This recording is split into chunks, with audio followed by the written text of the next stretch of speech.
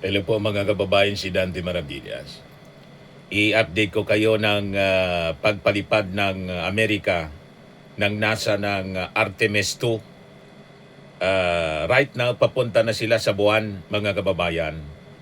So makikita ninyo kung gaano kagaling ng Amerika.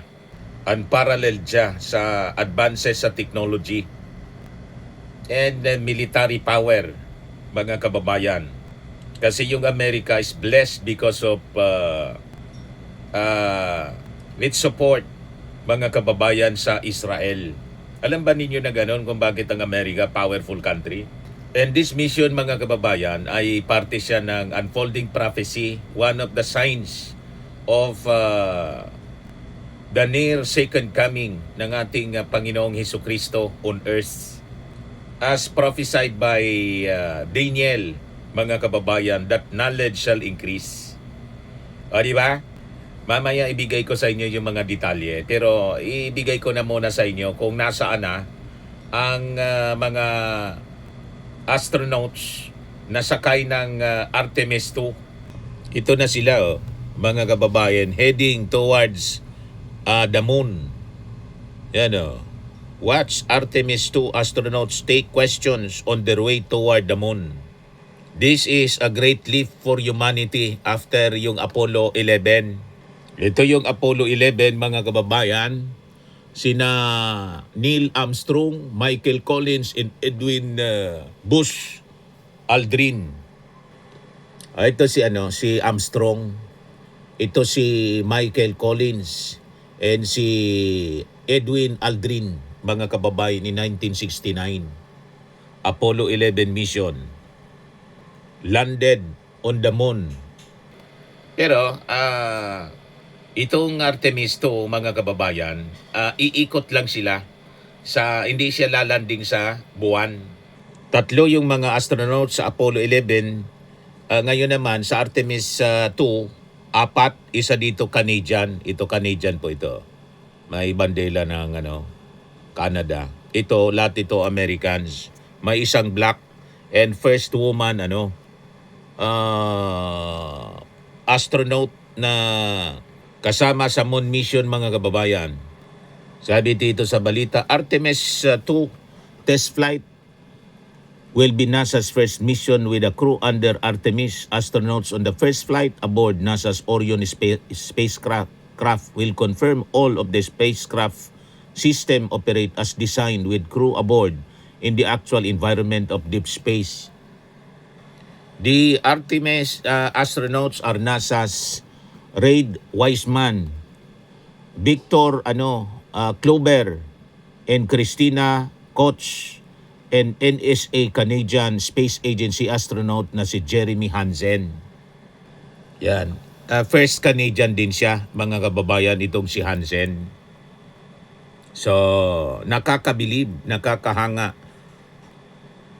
Our new heroes of humanity, mga kababayan.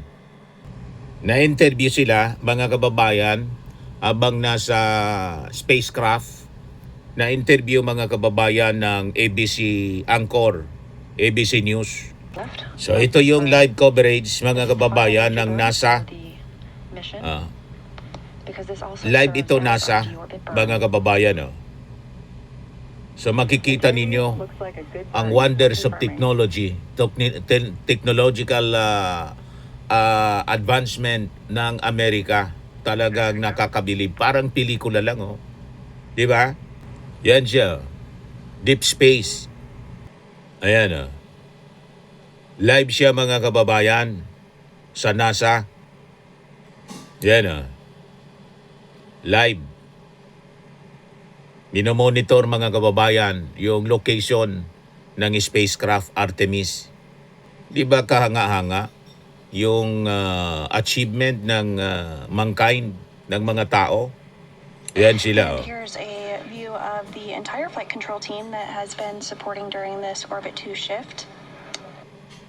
Ang nakamonitor po sa live coverage ng NASA, 14,000 watching now. 43,000 yung nakamonitor. Over 64,000 miles away from Earth. 61,000 miles away from Earth, mga kababayan. 44,000, no? Live coverage siya ng NASA mismo. Following the translunar injection burn, which was 5 minutes and 50 seconds long, Orion is well on its way to the moon. That translunar injection burn also serves as the deorbit burn. Ayan, oh. Parang nasa loob din tayo ng NASA, ano? Yung opisina nila. Di ba? On the way to the moon na sila. Around the planet who's worked to make Artemis possible, that we firmly felt the power of your perseverance during every second of that burn. Humanity has Umikot once muna again sila shown sa the orbit years ng of ano. love, and it's your hopes for the Umikot future muna sila sa on that mundo. journey around the moon. Tapos tines nila for 24 hours kung okay. Walang problema yung spacecraft before heading to the moon. Ganon ang ginawa nila, mga kababayan. Live view. Earth, our home planet. We are now 18,500 miles away from Earth. When we conducted that translunar injection burn, coming up on about 2 hours ago. So yan, mga kababayan, ang 10-day mission ng Artemis 2. 10 days, 685,000 mile trip around the moon. So iikot siya. Ayan, papunta doon. Tapos yung pabalik na return. So umikot muna kahapon, 24 hours after ng launch, mga kababayan, sa Earth. Tinitest muna nila kung functioning ang lahat sa loob ng sa loob ng Orion, yung spacecraft nila. Then before na tumuloy-tuloy, dumiretso sa buwan. So heading towards the moon right now, mga kababayan, yung Artemis. Sabi dito sa Celestial Insights, basahin natin ito para NASA's Artemis 2 mission is now underway on a 10-day, 685,000 miles journey around the moon after a successful launch. 4 astronauts are traveling far beyond low Earth orbit, marking the first time in more than 50 years that humans have taken this kind of deep space path. The mission focuses on testing critical systems muna with a crew on board. Tinangalan yung spacecraft sa constellation Orion, mga kababayan. So sabi dito, Orion's life support, navigation, and communication systems are being evaluated in the harsh conditions of deep space, where reliability is essential for future missions. This trajectory is designed to push the spacecraft to its limits and build confidence for future lunar landings. Artemis 2 represents a key step toward sustained exploration of the moon in preparation for missions beyond. So ito si Christina Cox will become the first woman in history to travel to the moon on NASA's Artemis 2 mission. Napakagaling. So sabi dito, Artemis 2, Orion has left Earth's orbit and now is heading towards heading to the moon after day 1, 6 hours covered. Umikot muna sa orbit ng mundo, pagkatapos diretso na papuntang buwan. Velocity 7,196 mph or 11,580 kilometers per hour. Ang distance ngayon, mga kababayan, around 37,000 to or 59,600 kilometers from the Earth ang distance. Yung moon, distance to the moon niya right now 207,138 miles or 333 kilometers. O ngayon, kausap ng ABC News mga kababayan yung mga astronauts. Pakinggan natin yung pag-uusap nila. Na-interview mga kababayan, yan o.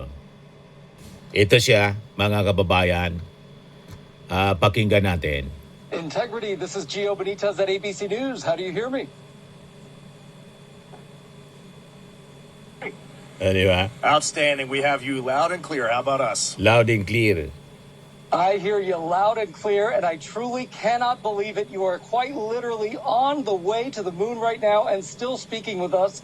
Tell me, how do you feel? What's going through your mind? I mean, this must be so incredible because have you allowed the weight of the moment to really fit in here? Have you allowed that to happen? Kanga-anga po.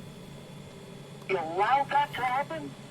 Well, first and foremost, we all wanted to give a shout out to our families first because we are pretty far from Earth and we have not gotten to say hi to them yet. But there was a moment Live about siya an sa hour NASA ago po. where Mission Control Houston reoriented our spacecraft as the sun was setting behind the Earth. And I don't know what we all expected to see at that moment, but you could see the entire globe from pole to pole. You could see Africa, Europe, and if you looked really close, you could see the Northern Lights. It was the most spectacular moment, and it paused all four of us in our tracks. What has been most surprising to you about this so far? If your belly looks like One of May the things that pumasok na surprised all of komersyal. us is when those solid rocket boosters actually lit and we left the pad. It was just a moment of disbelief, and yeah, the fact that we launched, it just totally takes you by surprise, even though you're expecting it, at least for me anyway. And I just had a huge smile across my face. Did it feel different? Because I can imagine that's such a powerful rocket that must have felt different for you.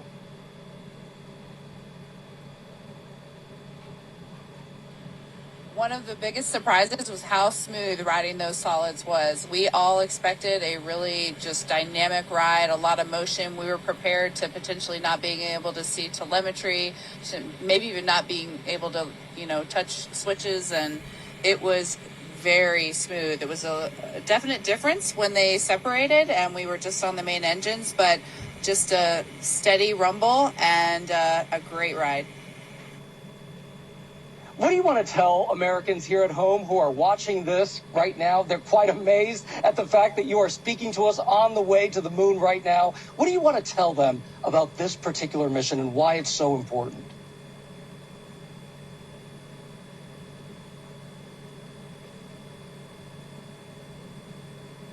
Naka-off microphone. First and foremost, I would just like to say thank you. Your support and trust in us has enabled this, and so many people that have worked for so long to make this possible.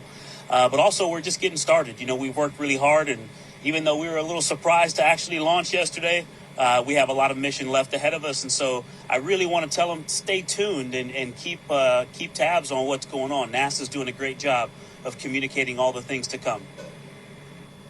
I can't even tell you how many cheers were there on the ground. I was there watching you all lift off from the Kennedy Space Center, and everyone was so excited, so happy, and that was just incredible. Jeremy, I know this is your first time in space, and you're surrounded by all of these space vets. What's it been like for you that this is your first mission there?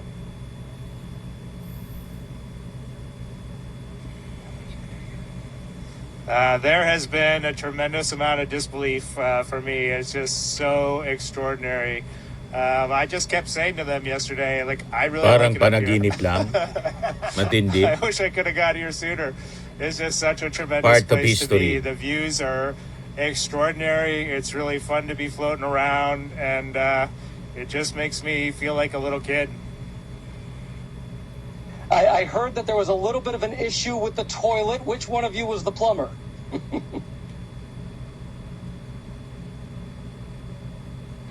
I'll take that one. I'm the space plumber. I'm proud to call myself the space plumber.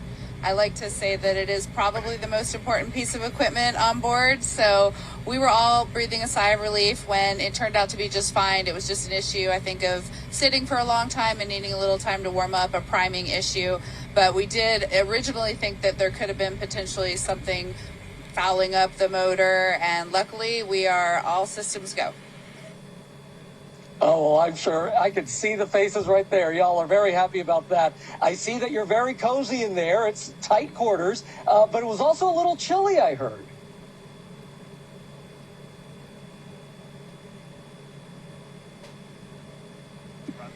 It is quite cold, and we're wishing we had the lower temperature sleeping bags with us.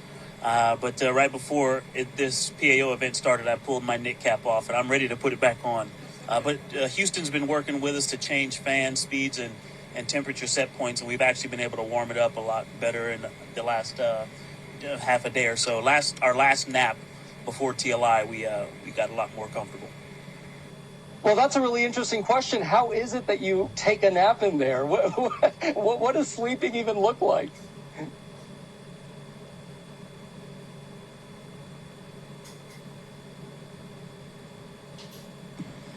Well, let's see. So we've been off the planet for, about 30 hours now, and we've had 2 very short naps. We actually just gathered for our first meal together in space. That is how busy we have been the last day and a half. It has been really an amazing beginning flight plan. But sleeping here is it's actually sort of comical.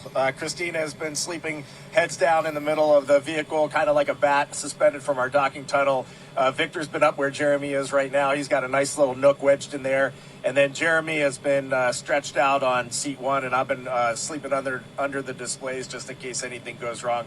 It's more comfortable than you would think, and it's nice. It's nice to sleep in weightlessness again. Every time I was dozing off last night, I had that image that I was tripping off a curb and I was waking myself up. So my body's getting reacclimated. It's been a few years since I've been up here.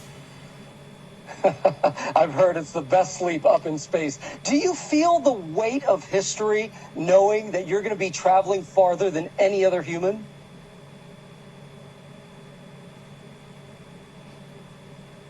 This robotic...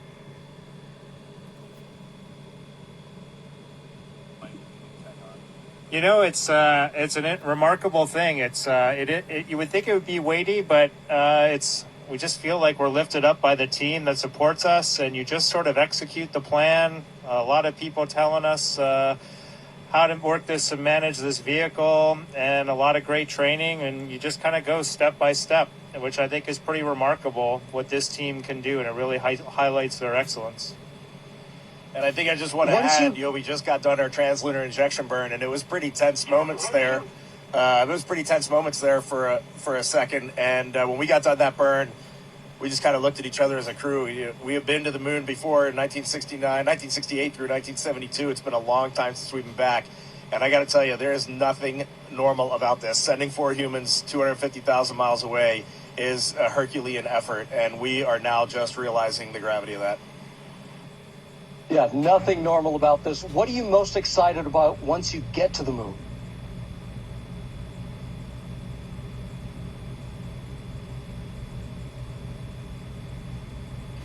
Having just experienced incredible views of planet Earth and seeing the entire planet out the window in one pane, knowing that we're about to have some similar views of the moon in that same way is definitely getting me more excited for it. I knew that is what we would see, but there's nothing that prepares you for the breathtaking aspect of seeing your home planet both lit up bright as day, and also the moon glow on it at night with a beautiful beam of the sunset, and knowing that we're going to get similar views of the moon. I'm really excited for that. And then of course heading home. Right now we're in our cruise phase outbound, but we'll be turning our sights back on our home planet shortly. Shorter probably, it's going to fly by, but we're just excited for both of those milestones. As you all know, there is so much division at home right now. What is it that you're feeling, and what message do you want to send to the American people about what you're seeing out that window?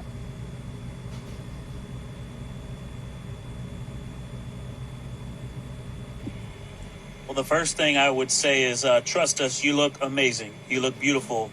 And from up here, you also look like one thing. You know, Homo sapiens is all of us, no matter where you're from or what you look like. We're all one people. And so, this mission, one of the things that's amazing about being around and just being an astronaut, serving our countries at this time is that we get to give ourselves a mission that we can hold on to say, hey, look at what we did for the rest of our lives. You know, we call amazing things that humans do moonshots for a reason, because this brought us together and showed us what we can do when we put, not just putting our differences aside, when we bring our differences together and use all the strengths to accomplish something great. And so this mission will give us one of those that we all can remember and hold on to for the rest of our days. And I hope people will tune in and give us a chance. Integrity, what an honor to speak with you. Thank you so much. And Tegar, that concludes the ABC News portion of the event. Please stand by for a voice check from Fox News. Yun yung interview, mga kababayan ng ABC. Sunod yung Fox News. May interview yung mga American News channel, TV channel. O di ba? Mga kababayan kahanga-hanga. Ito po ay isang unfolding prophecy tulad ng sinabi natin kanina. Yung China pala, mga kababayan, nag-attempt din. Yan report ng South China Morning Post. A flight anomaly has delayed ambitions for the Tianlong-3 to start delivering satellite for Chinese mega constellations. China launches heavyweight rocket to challenge SpaceX Falcon 9. It fails. Piki kasi yung mga made in China.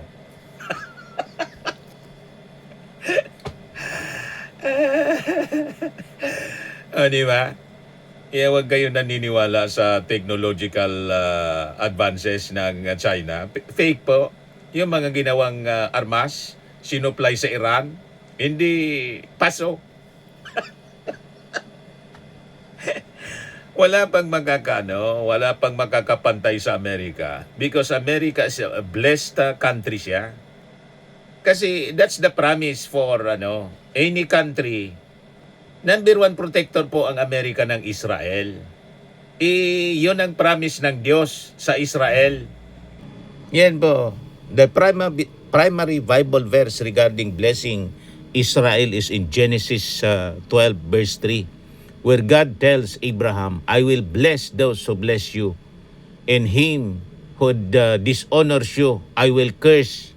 May sumpa po, yung mag-dishonor, mambabastos, lalaban sa Israel, mga kababayan. May curse. This promise which extends to Abraham's descendants, Israel, means God favors those who favor them. In Numbers 24 verse 9 also reiterates this. Whoever blesses Israel will be blessed, and whoever curses Israel will be cursed. So yun ang significance nito. This promise is considered a lasting covenant that extends from Abraham to Isaac, Jacob, renamed Israel, in the nation of Israel, and still believed to be in effect until today. Until today, mga kababayan. Kaya lagi kong sinasabi, ipanalangin natin ang katahimikan sa Israel.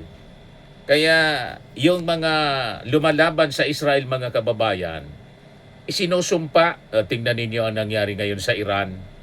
O di ba? Tingnan ninyo ang Amerika, mga kababayan ngayon. America is blessed because, siya ang number one defender, protector ng Israel. Kaya kahit nag-attempt yung Iran to assassinate Trump, nag-survive si Trump. May purpose ang Diyos kung bakit. Nakita ninyo, mga kababayan? Kaya we are on the right side of history. Hindi man natin inaaway siyempre yung Iran. Kausap nga, mga kababayan, yung foreign minister, pinagbigyan tayo. Wala man tayong bansa na inaaway para dumaan yung ating mga petroleum na binibili sa Strait of Hormuz. Pinagbigyan tayo ng Iranian government, mga kababayan.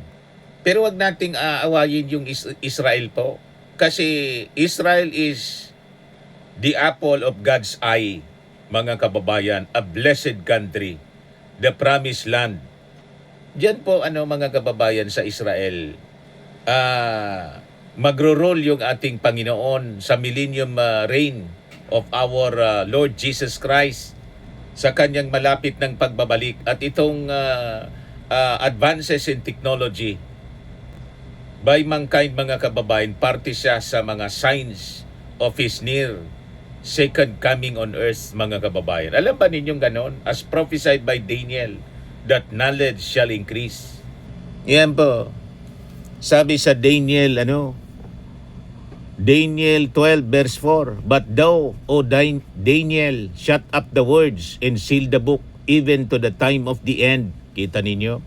Many shall run to and fro, in knowledge shall be increased. Sa Daniel 12 verse 4, this prophecy signifies that in the final days, trouble will increase tulad ng nangyayari ngayon. And more importantly, human understanding and knowledge will rapidly grow. Kita na ninyo, mga kababayan, ang exponential increase in knowledge beginning in 1900. Di ba? Kailan unang nakalapag sa buwan? 1969 lang. Yung tao. Nung World War I, may mga eroplano na rin, pero mga obsolete. Di ba? Kailan lang, mga kababayan, na imbento yung mga eroplano na nagbigay daan sa mabilis na pagta-travel ng tao. Di ba? Noon po ang gamit po, kabayo, kalabaw, kalesa, kahit dito sa Pilipinas, paano ng mga Kastila? Kalesa. World War II, may mga sasakyan na rin, mga kababayan. World War I, may eroplano na. World War II, mga tura-tura. Di ba? Pero ngayon, matindi ang mga eroplano ang bibilis. Yung mga bombers ng Amerika and the space exploration po. Beginning in the 1950s, in 1969, mga kababayan, comes America, landed on the moon. 1969, na ulit ngayon, mga kababayan. With America again. Yung Russia po, nawala na yung space mission nila. Yung kanilang Mir spacecraft, pinababa na po. Mayroon tayo International Space Station. You see? So makikita natin, mga kababayan, yung NASA ng Amerika. The advances of technology as America is blessed. A blessed country, mga kababayan, for blessing and protecting Israel as promised in the Word of God. In the increase of knowledge, mga kababayan, as prophesied by Daniel.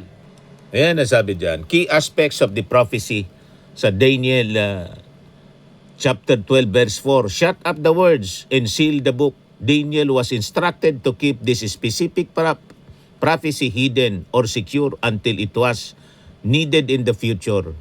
The time of the end. This indicates the prophecy refers to the period just before the return of Jesus Christ. Run to and fro. This phrase implies increased movement, worldwide travel. Tingnan niyo yung increase in travel, mga kababayan, sa buong mundo. Ngayon, kausap mo pa lang, mamaya nandun na sa Amerika. And this time, nakita ninyo, hindi lang sa buong mundo, sa mga bansa sa buong mundo, ang may increase in travel, is pati space travel, an indication of the fulfillment of prophecy, advances in knowledge, that knowledge shall increase before the end, mga kababayan.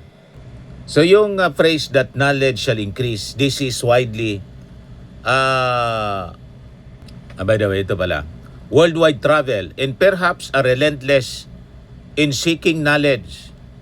Knowledge shall increase. This is widely interpreted as an exponential growth in technology, scientific advancements, and technological ability, as well as a deeper understanding of biblical prophecy itself in the modern era. Ngayon yan nangyayari, kita ninyo, pati yung communication po. You can talk to anyone instantaneously through your cell phone. Na hindi siya possible, mga kababayan, 20 years ago. Di ba? Mga kababayan, kailan lang na nagkaroon tayo ng mga cellphones na may camera at dati PLDT yung gamit natin, long distance. Di ba? Noong panahon, telegrama, ngayon text, at live call. Pwede kang tumawag sa iyong mahal sa buhay na nasa ibang bansa live. This is a proof ng advances ng technology as prophesied by Daniel to come before the second coming of our Lord Jesus Christ. So all of these are unfolding prophecy before our very eyes, mga kababayan. Pati itong pagpalipad, mga kababayan, ng Artemis 2 as proof of advances in our technology. Ganun pala yan, Mr. Maravillas. Ganun po yun. Kaya lagi kayo magbabasa sa Bible. Kasi malalaman ninyo sa Bible yung past, present, and future. And this is the future, mga kababayan, na ating pinag-usapan ngayon. Okay po? Di mabuhay ang Amerika. At ipanalangin natin ang katahimikan sa Israel. Sana matapos na po yung giyera. Pero Mr. Maravillas, di ba sabi sa prophecy, there will be wars and rumors of wars? Kahit na po, ipanalangin pa rin natin ang katahimikan. Di ba? Ayun lang po, mga kababayan. Ako po si Dante Maravillas. Bye-bye. God bless.